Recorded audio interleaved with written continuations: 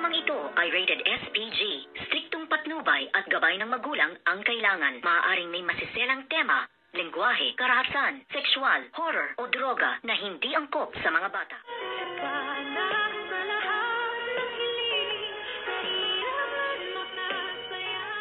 Good morning and welcome sa aking munting channel. At dito nga in-announce na nitong si Miss Giselle Tanyag ang pagtatrabaho nga nitong kanyang anak na si Justin dito nga sa Apex Medical Hospital. At dito nga ay ipinakilala na siya bilang isang magtatrabaho dito sa Apex Medical Hospital kasama nga ang kanyang tatay na si Eric, dahil siya nga ang maging VP for Finance.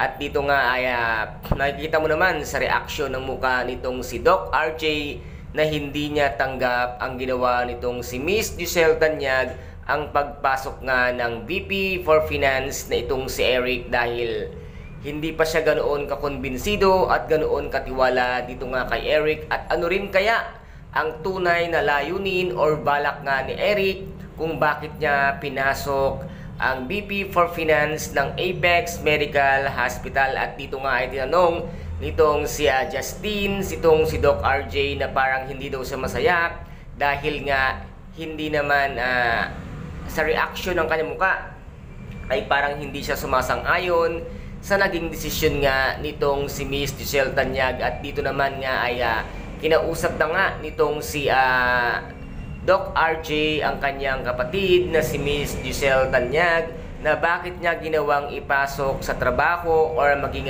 VP for Finance itong si Eric. Sabi nga niya, pumayag ako na magtrabaho dito ang iyong anak, pero bakit kasama pa ang kanyang tatay?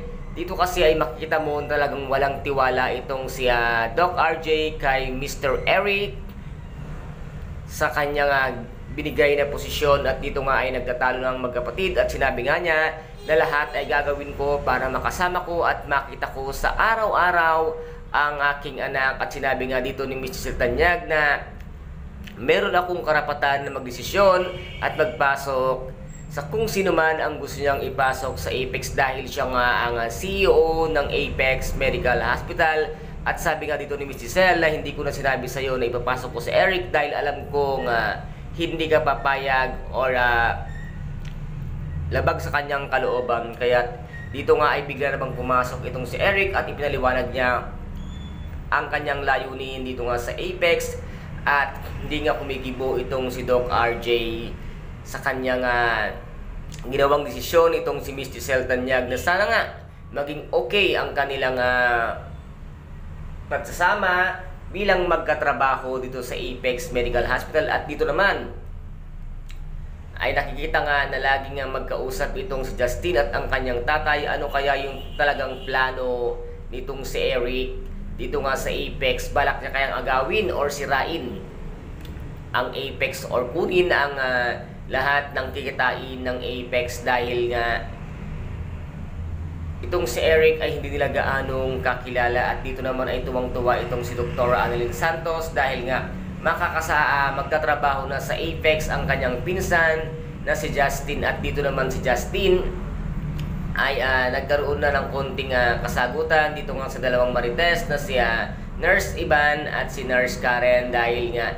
sinabi nila na hindi nila gusto ang ugali nga nitong si Justin, na para siyang second Zoe ang attitude nitong si Justin. At sinabi nga niya na bakit doon sa party ay game na game siya, pero ngayon ay parang hindi siya game, na parang merong plano or balak na hindi siya maganda. And guys, ito po ang ating pakaabangan dito nga sa Abot Kamay na Pangarap, na kung saan ay napaka-intense at napaka-ganda ng bawat kaganapan at talagang kaabang-abang ang mga nangyayari dito ngayon sa Abot Kamay na Pangarap. At kung nagustuhan po ninyo ang aking video for today, paki-subscribe na lamang po ng aking channel, paki-like and share para maging update kayo sa lahat ng gagawin kong video. Maraming salamat po. Ingat, God bless, and bye-bye!